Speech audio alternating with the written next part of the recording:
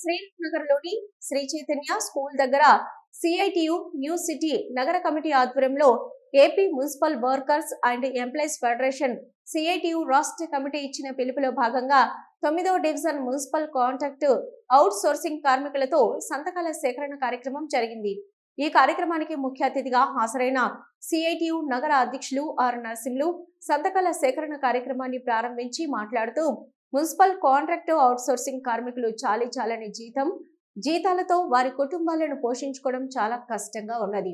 ఉదయం తెల్లవారుజామున 5 గంటలకు హాజరై దుర్గంధ వాసన వెదజల్లే కాల్వలను రోడ్లను శుభ్రం చేస్తూ తమ ఆరోగ్యాలను ఏమైనా పర్వాలేదు కానీ ప్రజల ఆరోగ్యాలు బాగుండాలని అంకిత భావంతో పనిచేసేవారు మున్సిపల్ కార్మికులు.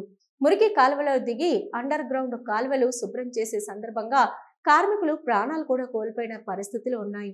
ఇంత అంకిత భావంతో పనిచేసే మున్సిపల్ కార్మికుల పట్ల ప్రభుత్వాలు చిన్నచూపు చూస్తున్నాయి. వారి ఆరోగ్యాల పట్ల పట్టించుకోవడం లేదు. ఇంత కష్టమైన పనిచేస్తున్న కార్మికులను పర్మనెంట్ చేయడంలో నిర్లక్ష్యం వహిస్తున్నారు.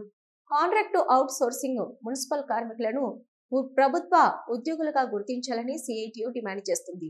రాష్ట్ర వ్యాప్తంగా చేపట్టింది. అందులో భాగంగా ఈరోజు మున్సిపల్ కార్మికుల దగ్గర సంతకాల సేకరణ కార్యక్రమాన్ని చేపట్టాం. ఈ సంతకాలని రాష్ట్ర వ్యాప్తంగా కూడా సంతకాలు చేయిస్తున్నాం.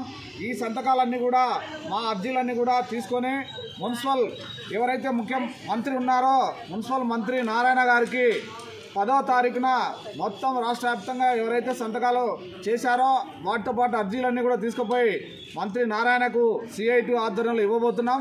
కాబట్టి అందులో భాగంగానే ఈరోజు సంతకాల సేకరణ చేపట్టాం. భవిష్యత్తులో మున్సిపల్ కార్మికులు చేపట్టినటువంటి పోరాటాల్లో సిఐటి సంపూర్ణ మద్దతు ఇచ్చి వాళ్లకు పర్మనెంట్ చేసేంత వరకు కూడా సిఐటి పెద్ద ఎత్తున పోరాటం చేస్తుందని మేము ఈ కార్యక్రమం సందర్భంగా తెలియజేస్తున్నాం. నా పేరు నరసింహులు, సిఐటియు నగర అధ్యక్షులు, కర్నూలు.